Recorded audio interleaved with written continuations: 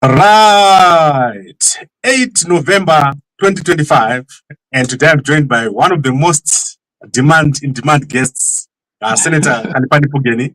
How are you, Senator? I'm good. How are you, my friends? How is everyone all over the world?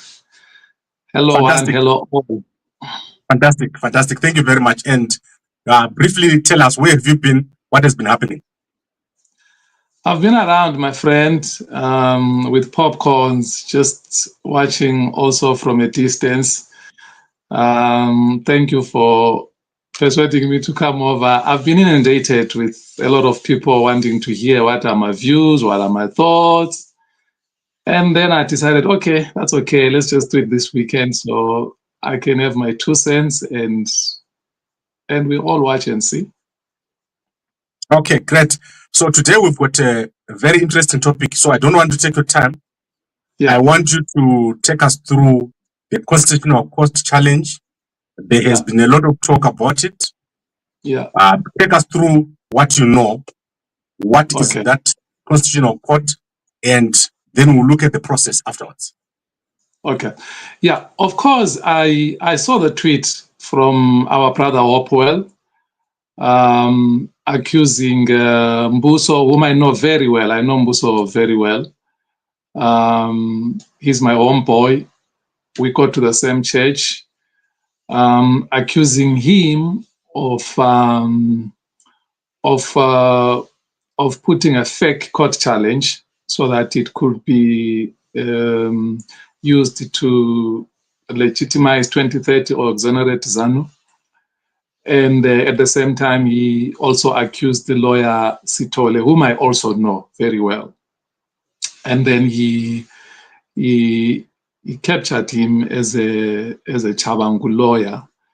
I don't know, because he's a very important character or individual who should be able to have access to many of different lawyers and those type of people. He should know that when a lawyer represents you today, that doesn't make that person your personal lawyer or your friend or whatever. And that doesn't mean that your story is your lawyer's story. No. That's why even the worst criminal in the world is represented. What happens in these cases is you bring your story, Gambakwe, and then because legal professionals are trained to present that story to the best, as best as it can be presented, so that no one then loses because of lack of representation. So it doesn't follow that because he represented so and so, and then therefore you find that he might maybe not even agree personally with the views or politically aligned, but that's the case that has come to him, and he must take that case. Just to give you an example, you remember Advocate Senior Counsel Dalimpof in South Africa, there where you are. When he was with the EFF, he was the one who pushed heavily on most of President Zuma's cases, which today he's busy defending in court. He has now switched side. He's now with President Zuma. So at that time, there was a service which he needed to render for the EFF, and now he has a service to render for President Zuma. So I thought that is important, right? And then the accusation was that he spoke to Mbuso, and Mbuso said, no, I'll not carry on with this case. And then the second day, we saw that the papers were signed, and then he was carrying on with the case, and that's the dishonesty part. I can't speak to that. I don't know anything about it. I deliberately didn't want to phone Mbuso and find out if that version is correct. I also deliberately didn't want to phone the advocate because I don't have access to Hopewell, so it would have been unfair to speak to these ones and then not have access to the other one, and then come here and speak almost for one side. So I wanted to operate from a position of neutrality, not having spoken to any of the three people. So thanks to you, you sent me the court papers, which I went through them. I went through the court papers, and you were generous enough to send me also another court challenge by yourselves. I think it's you and another chap. Who's the other chap that did the challenge? More precision was that. Yes. So I want to deal with the accusations placed on Mbuso and his lawyer. Upon reading of the court filing, of course, there's always room for improvement, but there is no better and tighter case than that one. And I can tell you where the bone of contention has been. Most people have been saying, why would you challenge a party on its resolutions, right? And there's a point which they completely miss, right?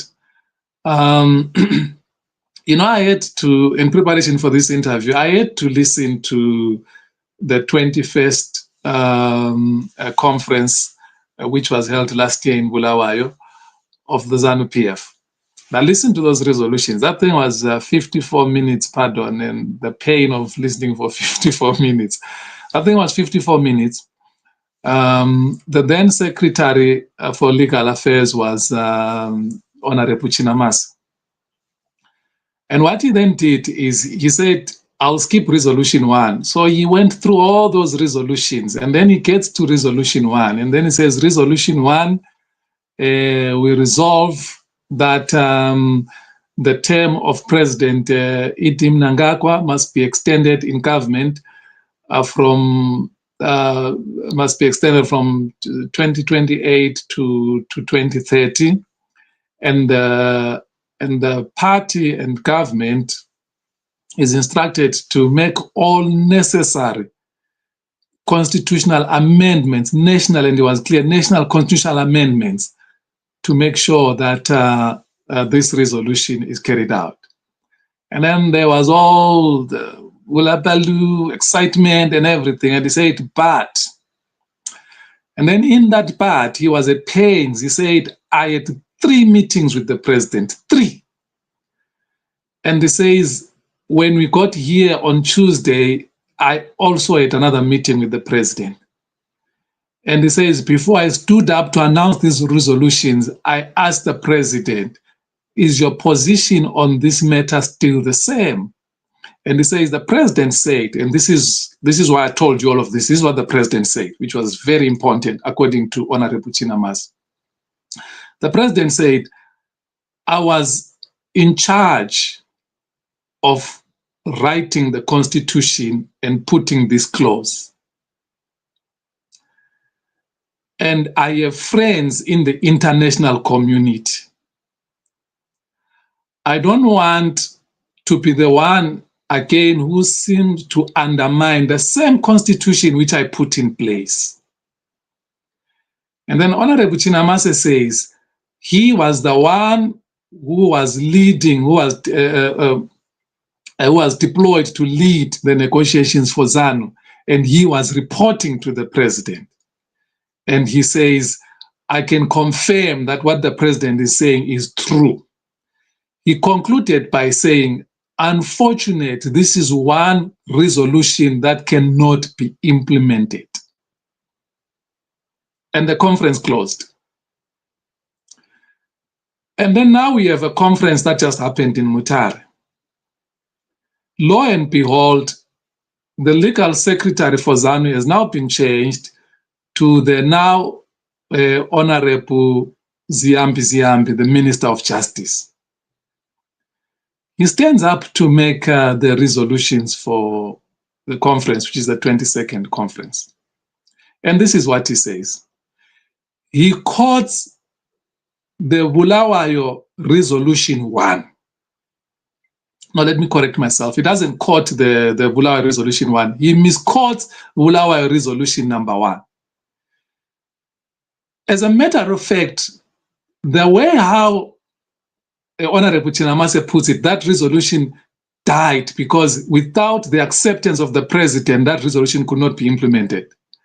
But then he resurrects it, he brings it to life, now in the 22nd in Mutare. He misquotes it. He says all of the things, and then he ends up by saying, the extension from 28 to 2030, ends up by saying, the party and government is ordered to make all necessary legislative amendments. And the minister, which means himself, is the one now tasked to make sure that all that is implemented before the 23rd conference of Zanu, which is next year. Where is the misquotation? The misquotation is in that the one that was proposed on the 21st, which then fell dead because the president could not accept it, it spoke of national constitutional amendments, which spoke to 2 referendums. And the president was like, no, I'm not going to do that. The one which is now coming, they are talking of legislative amendments, which are 2 different things.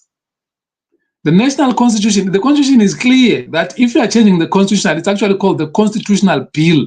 It's not even called a legislative amendment. It's not an amendment of the law like we do with other laws. No, this is a constitutional bill. So why am I saying what Mbuso did without knowing his motivation? From a legal strategy point of view, I second it. Because what he has since done is he has now allowed us a 10-day window. After 10 days, we will get the response from the minister. We will get the response from the president. We will get the response from parliament. Parliament might as well ignore, it's okay.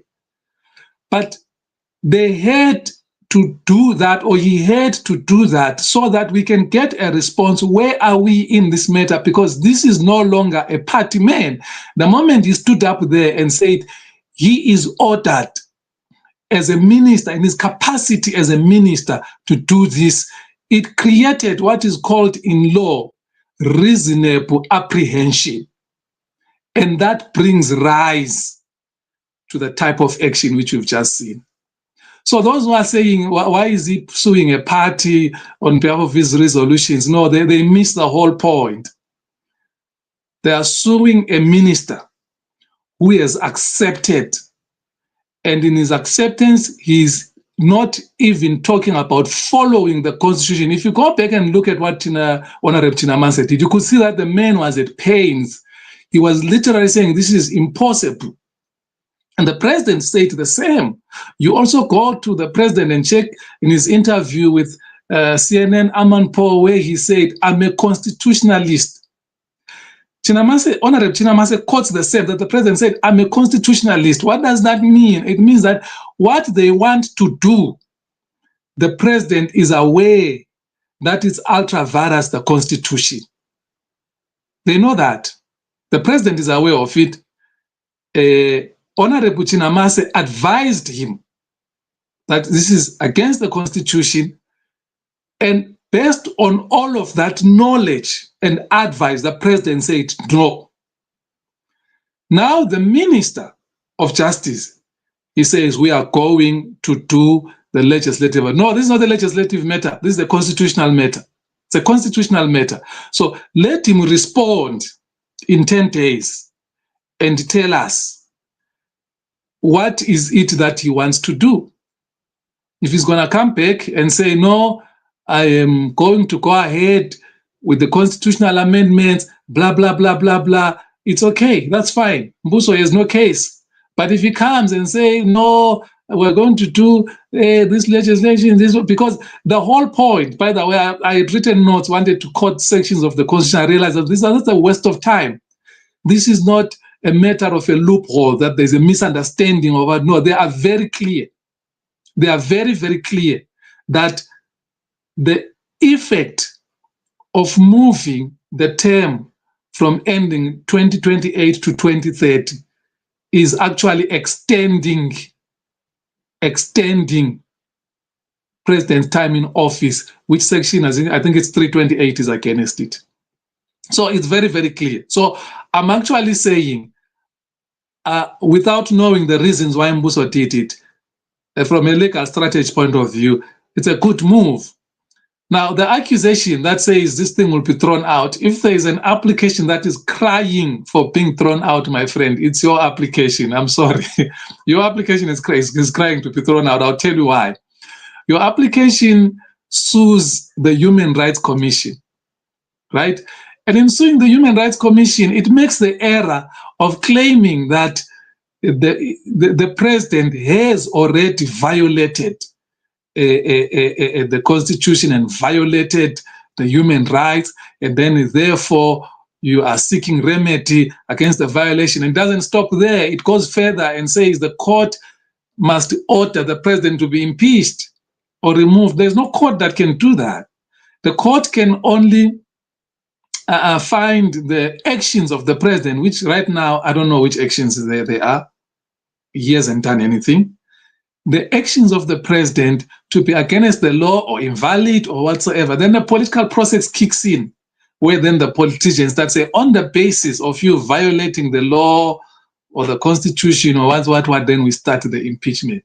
So I don't know why your lawyers did not advise you. Of course, you briefed them, but they should have advised you that what you are claiming here, from a legal point of view, I don't think you will succeed. I also saw that they decided to motivate later why you must be given direct access right at the end. I think that's something they should have started with. Should have started with motivation why you should get direct access to the Concourt. But sorry, Senator, I just want to, before you go, I just want you to know that we have been granted direct access. So that was granted on Friday. Yes. Okay. So that's water under the bridge. So what I wanted to ask is, obviously, you have explained the background, but I think people want to know, you have talked about the case itself. Yeah. But let's talk about the players. What is their reason for filing? So let me tell you what our reason is. I'm going to be a presidential candidate in 2028. And Mpomamo President, the same, is going to be a candidate in 2028. What is the reason why the two are filing? Okay. No, I don't have a problem with that. But even the whole direct access thing, maybe you're confusing with something, because that's yet to be heard in court, whether you will be given direct access or not. Maybe you're confusing with the issue of the court then giving instructions saying you file under what. But the direct access you can't be given before the others have even responded. But it's okay. Let's leave it there. It's fine. It will play itself out. I have just told you why you want to find out why Mbuso and Zulu are filing. From what he said in his papers, it's that this reasonable apprehension, which I've just raised to you, I didn't see it in his papers unless I missed it, this issue that I'm drawing, because if I was going to be part of this, I would have drawn really deep on that, on saying you have a minister, right? And there's something peculiar about this minister, because remember, this minister is not an elected MP. This minister serves in parliament because he falls within the, I think it's five ministers that the president can appoint outside parliament. So if there's someone with a vested interest, like a vested interest in this, it is this minister. Because without the president, not only is he not a minister, he's also not in parliament. So, and this is the person who is tasked with literally extending his job. He's literally extending his employment, simply saying, look, I should have been employed until 2028 because he serves at the behest of the president. So what does he do? He works on extending the term of the president, by default extending his term. So clearly you can see that this is a man who will move, and the fact that he alters the resolution, because the resolution said, make all necessary constitutional amendments. He says, no, legislative amendment or processes. What is that? And now they are telling us that there's actually no fixed term. There's confusion here. No. You see? So that's the reason, that reasonable apprehension, why I will take this thing to court and then want them to pronounce, because like I told you, he will pronounce and tell us what is happening. Again, look at it this way. They want to deal with this issue within Parliament and the executive, and it never comes to the people. But guess what is happening? The term of the president is tied with the term of parliamentarians. So you are saying to parliamentarians, extend your term in office by 2 years. That's the practical impact of all of this. The extension of the president's term by parliamentarians is the extension of parliamentarians' term by parliamentarians. Okay, so I get that. However, I think the question still remains unanswered. Why are they filing? Who are they in this situation? Oh, what is the? Okay. No, their interest number one is they are citizens. Let's just start there. They are citizens. They have a vested interest in the governance of the country. They have an interest in the democratic processes of this country. They have an interest in making sure that the Constitution is protected. They have an interest in making sure that the Constitution is protected, it's not violated. So, okay, how do they know that the process won't be followed, which is set out in the Constitution? I have just explained to you what the minister has done. The minister has resurrected a resolution which died. It's there on YouTube. The good thing, at least about this conference, the 21st conference, that they didn't do like what the MTC did after our Congress. When they wanted to butcher the resolutions, they literally removed the thing from the internet and destroyed everything. Now it's no longer there. But with Zanu, it's there. Go and listen. Go and listen. Honorable Chinamase making it clear that it can't happen without the president's approval. And the president has said to me no 3 previous times. He said to me no on Tuesday when we were here. He said to me no as I was standing up to read these resolutions. And unfortunate, without the president's approval, this resolution is dead on arrival. Right? And what was the next thing? The next thing is they stood up to adopt the resolutions, right? With this one already dead, because the presenter made it clear that unfortunately this resolution is dead because the president will not accept it. He comes to Mutare, 22nd conference. He says, oh, there's resolution 1 and nothing has happened. And now I've been ordered or tasked to implement it as a minister of justice. As a minister of justice, there is the reasonable apprehension that I'm talking about. Now, already this minister of justice is telling you that we have to make sure that all processes that have to do with the legislative amendment. What legislative? It's not a legislative amendment. This speaks to a constitutional bill. This speaks to the constitutional amendment exactly as Honorable Chinamase said it. And why are we also saying that? It's because they have made arguments all over, I think even on ZPC, that this is just an extension, so something like that. It's not, they're saying they're just making sure that the term does not end in 2018, it ends in 2030, and it will be in compliance with the Constitution. You're not going to need a referendum. No, it's not true. It's not true. Okay. Yeah, I think, Senator, the bigger argument, people are well aware. What you're saying is, I think it's common knowledge to almost everybody.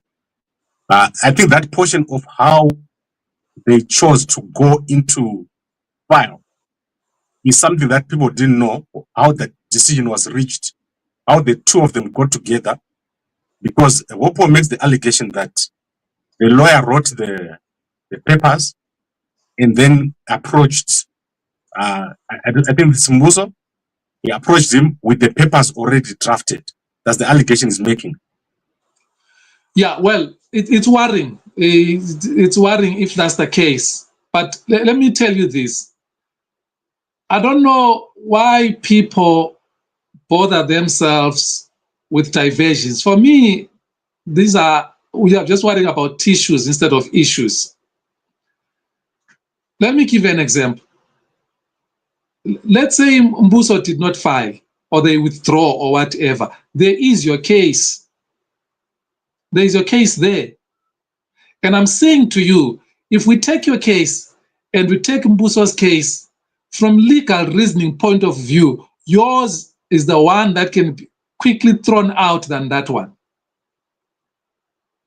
So they can withdraw tomorrow, but Zanu will not run out of people to do the same thing if that's the claim. And I'm saying that claim, on those bases, the claim is not valid.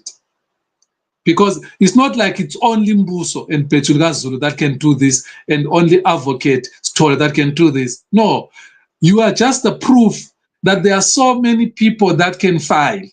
There are so many people you have already filed. Yeah. Right?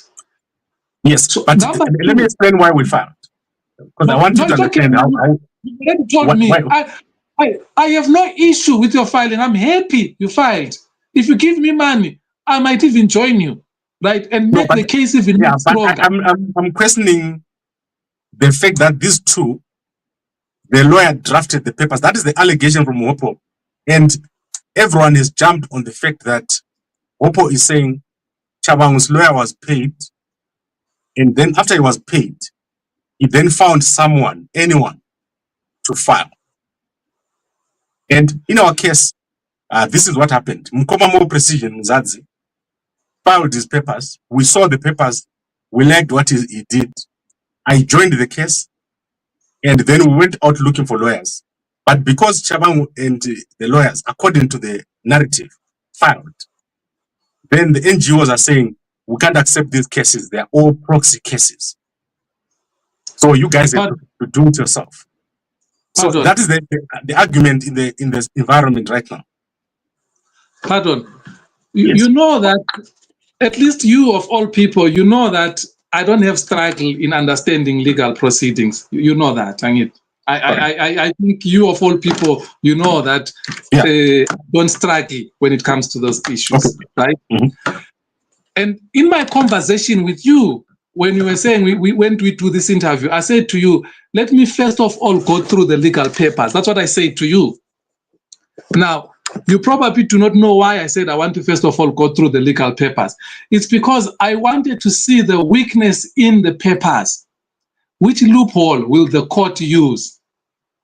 And I went through those papers. I went through the papers. I could have quickly picked up the phone and spoken to the advocate or Fuzwai. I have access to them. I didn't want to do that. I wanted to read the papers so that when I come before you and the people of Zimbabwe, the very least I can do is to be honest with them and be objective. That's the least I can do. I went through the papers. Now, there is nothing wrong with those papers from a legal filing point of view. Nothing. There's nothing. What it does, which is an advantage, is that it will put the minister responsible for all of this to his defense. He will have to give us his version. After this, we won't be speculating, my friend. We won't be speculating. We're going to have his version. Whether the court dismisses or whatever, but we're going to have the version, right? So when Advocate Falkram, Advocate Mahere, Advocate whoever, the big hitters, because I can see where this whole discussion is going. You think Advocate Ngobani is a Zanu stooge, is from Matebeleland, this one is from Matebeleland, and whatever, it's okay. It's a useless argument of bigoted people. I'm tired of that. I'm not even going to get there, right? But I am saying to you, any legal mind will read those papers and will tell you that those papers are fine. There's always room for improvement, but those papers are fine. So never mind what the court will say. But the papers that are going to come from the speaker, that are going to come from the president, that are going to come from the minister, they are going to give us their version, which is what is the important thing. I understand all these other people that are talking, they are talking out of misinformation. They don't understand how these processes play themselves out. So the advantage we will get, never mind what was their intention, but the advantage we're going to get as a country is that in 10 days' time, we're going to get the version of the minister. I want to get the version of the president. The president will be able to say, I rejected this thing in Bulawayo. I rejected this thing before the editors. When I said to them, I will persuade the persuaders not to persuade me. That's what the president said. So we will hear if he has since changed himself, if they manage to persuade him. We will hear if the president is standing by what he said to Aman Paul, that I'm a constitutionalist. I am not going to violate the constitution. I will serve my term. And in 2028, I'm going to give to others and the younger or the new generation to take. That's what the president said. We will know if he has changed from that point of view. Same thing with the minister. Is the minister saying this is a legislative amendment or it's a constitutional amendment? We will know that in 10 days. And with that knowledge, Advocate Falkram can then take over and do his job. Advocate Mahere can then take over and do their job. And then the Bulawayo people would have done whatever a useless job that you think it is. But trust me, it's going to help us. We will stop the speculation. What happened in Harare, is it a week or so ago, or 2 weeks ago? They went to SAPS, right? We found that there was bombing there. And since then, nothing has been done. No presser, even in any of the hotels. You are also able to host them through live streaming.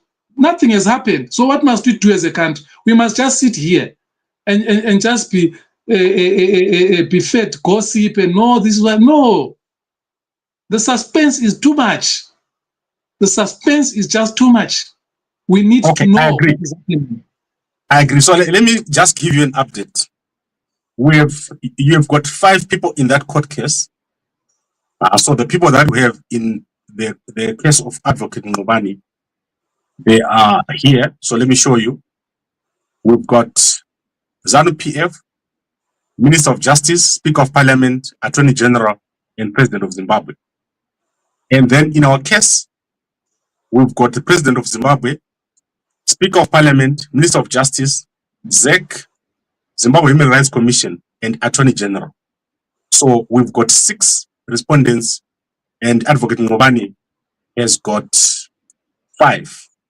So that means we've got ZEC and the Zimbabwe Human Rights Commission, who are going to be additional respondents. So we're going to get 2 more papers on top of the ones from Advocate Ngobani. That makes it 6 plus 2. I guess about 8 different parties who are going to respond in total.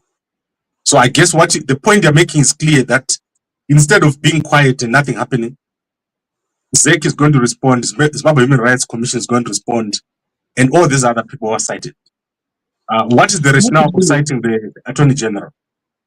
Not really. There are 2 people that matter in all of your citings. There are 2. It's the Minister of Justice and the President. The rest, really, even if they don't answer you or whatever, there are 2 people you want their responses. It's the Minister of Justice and the President. Because the processes that are about to ensue are going to be informed. I would even not mind the President that much, by the Minister of Justice. What is it that he's going to do? That's what matters. Right. So why the Ngobani case, Ngobani's advocate's story, why does it really, really matter? It does not leave us in suspense until the last minute. Remember, we're here with the delimitation report. You remember Monzora took it to court at the Concourt, right? Yes. And then he was said to take it to the High Court and whatever. And eventually he was overtaken by events. What happened after the elections? After the elections, Advocate Chamisa said, I've been rigged. And then I've got all the evidence, I'll go to court. And then in a few days' time, he told us, no, I'm not going to court, it's a waste of time. And then later, when SADC had done everything, and then nothing could happen because they said, no, but before it goes to SADC, it should have gone through the domestic remedies. It should have gone through dispute resolutions that are domestic. So it should have gone to court. And the Constitution says you go to the Concourt. And we did not go to the Concourt. And the whole thing died like that. So you want the same thing to happen now? Now let me shock you. And I'm about to make a bold statement, which you're probably not ready for it. Some of these champions that you think they are champions of democracy, they are fighting in your corner and everything, are actually in the pockets of Zanu. They are paid. They are paid to appear like they are opposing when they are not opposing. People have been paid.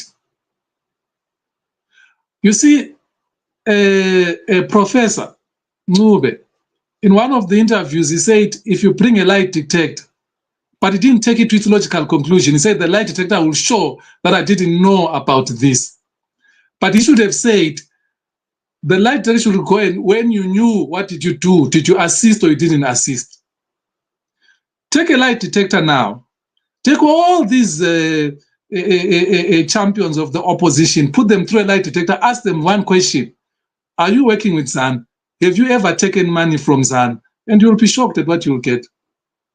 Start with me. Because I'm not just asking other people for things. Just ask them. Don't even go further, maybe. Don't even ask them on have you spoken with Zanu? Have you taken money Zanu long time ago? No. Ask them from the 2023 elections to date. You'll be shocked. You will be shocked. Okay. And you know I don't speak things I don't know. You know that. Yeah. You will be very much shocked. So this thing, pardon, it's nauseating to say the least. When you find people that are really fighting, and look at what is done. Now Mbuso is linked with the Nkulumane thing. Mbuso can't run Nkulumane. Mbuso is a Pumula guy. Mbuso is from Pumula East. From my parents' house to Mbuso's house, I walk. Okay, I thought anyone who is registered in Zimbabwe can run in any constituency. But Mbuso is not like that.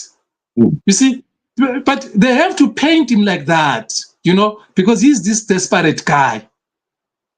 When we fought this thing in the last amendment that happened,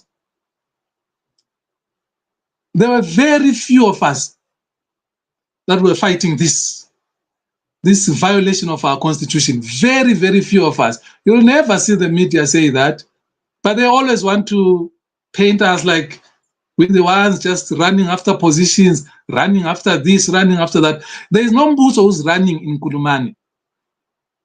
There is no Mbuso who's doing this to aid Zanu. At the very least, do a research about these people. Do a research about these people. What does this guy stand for? What has he done? What is it, Pechulgazul? What have they done? If you understand that, you are being diverted from the real issues. You are being given things and people to run after who are not harmful, who are actually dedicated and are behind the cause. I'm asking you again, what judgment out of the papers can come there that will be so helpful to Zanu, which no one else could do except Mbuso and Advocate Siton? Okay, I don't think there's anything here. As I said, I do agree with the idea of going to court. That's why I'm in court. But what I think many people want to know is the genesis of how this whole thing happened. You've answered. Do you know what is funny? What is funny is just for you to see that there's some sinister motives here. That court case by Mbuso, which is legally sound, by the way, which did not drag the Human Rights Commission. As I've already told you why I impeached the whole dragging of Human Rights Commission and also saying the president must then parliament must be ordered, something like that, to then strip the president of his powers and whatever. I can tell you there is no judge who will ever order such a thing to happen. So if there are faulty papers that can quickly give Zanu what they want, is those papers, and nothing is said about it. But the sound ones are impeached, and no one actually says we're impeaching them for the following legal reasons. Because what I would have expected is to say, Fuzwayo and Sithole have done the following, and then start to impeach their legal reasoning. They haven't. Is there room for improvement? Yes, there's massive room for improvement. But the leaking which they have done, I've already told you what it does. It gives us something to work on. Let me say this to the president and to Zanu PF and the people of this country. Those people who are pushing this agenda, they don't love the president. They don't love this country. And they don't love Zanu. You want evidence of what I'm saying? Go and look at Honorable Chinamase's speech talking on Resolution 1. Just to see the pain the man was in. He was in so much pain. And if you are to believe what he says, and I've no reason to doubt, the president on 4 different occasions or more than that, he said, no, I have a reputation to protect. I have a legacy to protect. But they are still pushing him. No, they don't love him. After you've served over 10 years, because remember, the president served from 2017, finishing up President Mgabe's term, you know, and no one actually challenged him on that because we're clear, we understand the Constitution says a term constitutes of 3 years and above. So 3 years to 5 years, that's a term. And there is a leeway when it comes to the president. Why? Because after an election, before the new president is sworn in, the previous president or the outgoing president remains a president until that one is sworn in. So 5 years, you can pass your 5 years, you know, depending. A few days, there could be a constitutional challenge, there could be what. So all that can then delay. But it's clear, the Constitution is clear. The president and the vice president, they serve a 5-year term. Their term is linked to the MPs. But the president remains president until a new one is sworn in. So there is that leeway. So these people don't love our country. These people don't love the president at all. These people are selfish. These people are a danger to our country, to our democracy, to our constitution. They are selfish, self-serving, and don't care about the future of this country, don't care about the peaceful existence in this country, don't care about the harmony of the people of this country. They don't care at all. Okay. I think the point is made. We've been here for 45 minutes. And let me give you about 5 minutes to close and cover everything else that you haven't covered. No, this is what I will say, is that those who are genuinely opposed to this, it must not be a Zanu versus a certain section of the opposition and whatever. This must be about the people of Zimbabwe with their president, you know, because all the public utterances by the president on this one, he is with us. So he is with us. So until he says otherwise, I believe the president is with us. The persuaders are holding him hostage for narrow, selfish reasons. So the president, the citizens must unite against the persuaders who want to violate the Constitution, who want to bring disharmony in this country, who just want to bring strife in this country. So we must stop this thing of painting. Just like it happened when we're doing the delimitation court challenge. Everyone who has capacity and money must join in to strengthen these cases. You know, those who think that maybe there will be a problem in Concourt, go to the High Court. Go to the High Court, put your case there, right? But we will hear very soon if your cases are going to be dismissed for whatever reason. And we'll have enough time to cure, to cure the defects. We will have enough time to cure the defects. It does not mean that the judgment that's going to come, because if the judgment comes, let me tell you, if the judgment comes and say, no, Zanu is allowed to violate the constitution, it's not a reflection on Mbuso or on Sithole or on you and your lawyer. It's not a reflection on you. It's a reflection on the Concourt. And the people of Zimbabwe will be justified. That's why I'm saying these people don't love the president. They don't love the country. They don't love the peace that is happening. The people of Zimbabwe will be justified to go to the streets.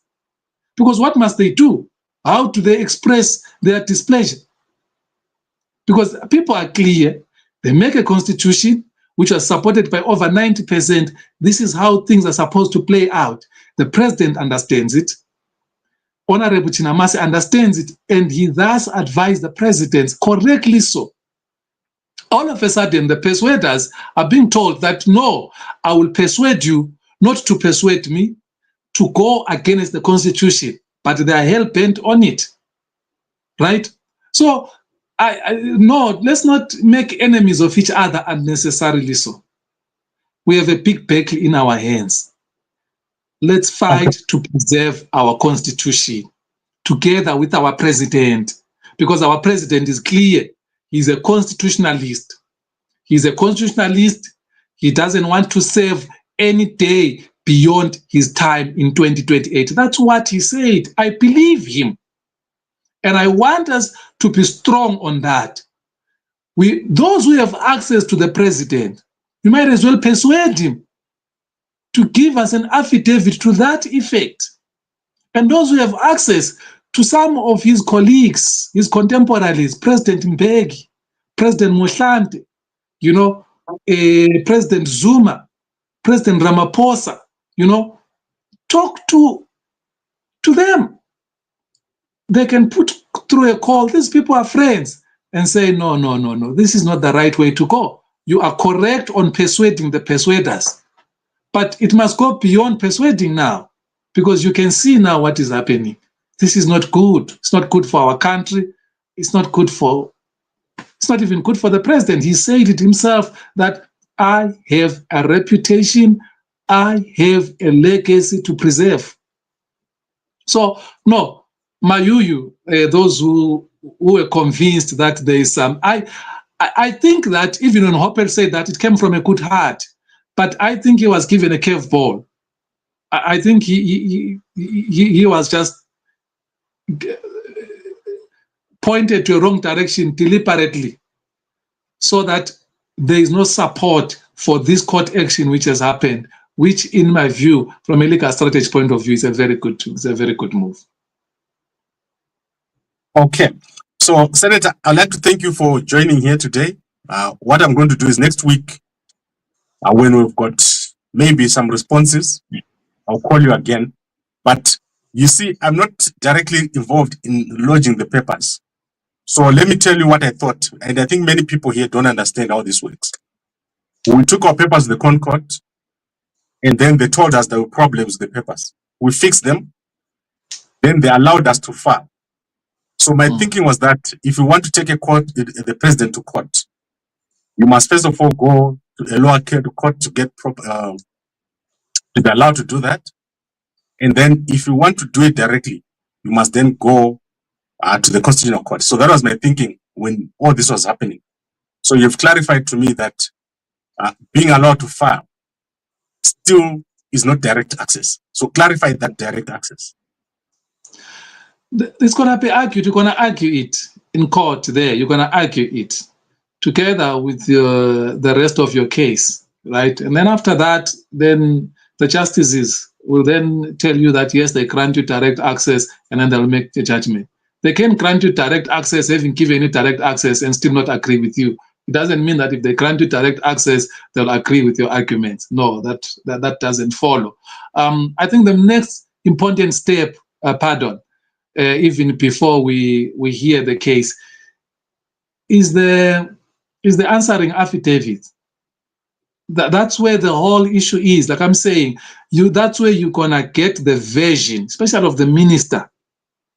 If the president blesses us with his response, we'll be very happy.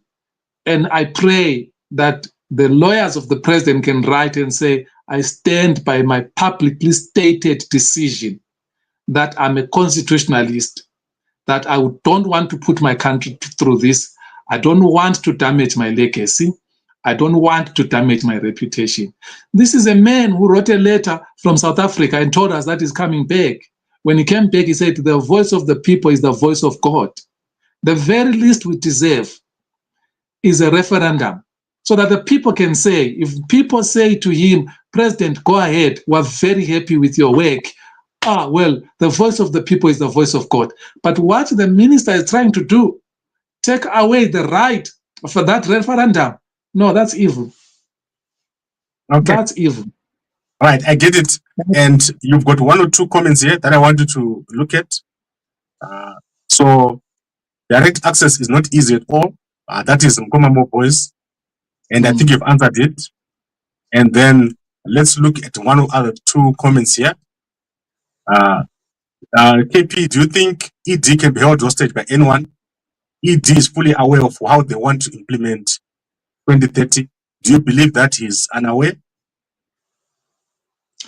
No, you see what? I'm going with the publicly stated position of the president, by the president, and by Honorable Chinamas.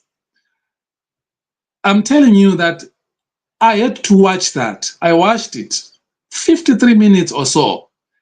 And I challenge anyone to go and watch that and look at the pain of the man. The pain. He made it clear that it's so difficult to go against the president. So I had to keep on, and he said, I saw that the president got irritated because he kept on going, are you sure, President? Are you sure, President? Are you sure? And the president was clear on that. So we have the president saying this on Amonpo. We have the president saying it on many different platforms. We have the president saying, I'm not saving, even within the political bureau meetings, they're saying 2028 elections and everything. So what must I do? I must now sit here and say, no, he's being dishonest. No. That is why I'm saying, those who don't believe him, the least you can do, contact President Mbeki, President Zuma, President Mohlante, President Mbeki, Ramaphosa. There are so many people you can contact, because the president himself has made it easy for us. He says, this is not good for my reputation. This is not good for my legacy. This is not good for Zimbabwe. He is clear. The president is clear about that. Honorable Chinamase is clear about that. So I have nothing, but let me say this to you. Because now you ask me about what I think of the president. Politically, I can't tell you much about the president. But from a human point of view, when he's doing the human things, the little I know about him, you can take his word. He can be a father. That I can tell you. If he sits here and say to you, pardon, I'm going to give you so much on such a day, or pardon, such a day I'm going to do this and that, this I can say he will do it. Politically, okay. I don't know. That's a different thing altogether. I don't know. But I can tell you this. Or maybe let me help the citizens, because I don't want for them to then be guessing. You remember the days of Poland, if you remember the days of Poland. Yes. When there were all those fights and all those things, and some of us were made a national project and attacks after attacks. He then had a meeting with Dr. Kupe and made commitments. Listen, I see what is happening. I see what is happening on the news, what is being said on the newspapers. Here I'm giving you my word. This and this and this and this is going to happen. In line with the commitments of Paula towards you, towards your spokesperson, towards your what, and all of that happened. Some of it was stopped by COVID. So, and then again, another meeting happened when he was not there, and again, some of us were attacked. The same Honorable Chinamasa that I'm talking about, by the way, I was not there in that meeting. But there were people where I wasn't even told by Dr. Cooper. I can even tell you who told me, but anyway, let me leave it for other people. Called me, said, this is what has transpired. Honorable Chinamase was here. He wasn't pleased at all, right? Then there was a meeting the following day at the State House. And the whole thing was changed there. It wasn't even in the agenda, despite the fact that they'd agreed the previous day. And the only person who could change that is the president. How do I know that? Because there's nothing that happens in his presence without first of all going through. It goes through the agenda, it goes through the speeches and everything. So you would have seen that and say, remove this, remove that, and whatever. So if you ask me those type of things, I know that I can trust him on that point of view. Politically, what he says on political platforms and podiums, no, I don't know. That's why I'm saying talk to his contemporaries. If they talk to him and he gives them their word, gives President Beg his word, gives President Ramaphosa his word, President Zuma, President Muhlante, and whoever are his friends that you know, then I can tell you for certain that he will keep that word. All right, thank you very much, Senator. And I will surely call you next week, same day on Sunday, so that we can keep people updated. You've got much more information than me, and we really appreciate your coming here. So let's give some hands. No, thank you so much. And all the best with your presidential ambitions. But I'm starting at Kulumani. I'm the guy who is contesting at Kulumani. Yeah, well, I'm not sure if I should wish you all the best before finding out this. You lived in Kulumani, right? Yes. You've lived in Kulumani, am I correct? 20 years. Yes. No, so all the best. From that point of view, no, all the best. Put a team on the ground. This cell phone, I talked to you about cell phone farming, doesn't work. Also, cell phone politicking doesn't work. You know, hey, you do this to know. You have to be on the ground. You have to knock the doors. You have to make people know that you are real. You exist beyond what they see on TV. They have to engage you. They need to know what are your plans, whatever, because they mustn't think that you are just someone who just want to come and get something out of them. I didn't want to wish you all the best before I established that indeed you lived in Kulumani, because I don't subscribe to this whole nonsense of saying the Constitution allows me, then the next thing, I'm in Harare there trying to stand there for elections. No, I can't do that. I can only stand for elections in places where I've stayed, where I know the people. If you're talking about Shurukwi, I'll be there. If you're talking about Matebeleland, I know in and out. But if you now want to send me to Mashonaland and East or whatever, I know nothing about there. Nothing. They are struggles. I know nothing about them. So it's not good. So all the best, pardon. Put a team. We can discuss outside this because people will steal your strategies that I'll give you. All right. Thank you very much, Senator. I'll see you again next week. Okay, my friend, all the best. Bye. Cheers. Bye.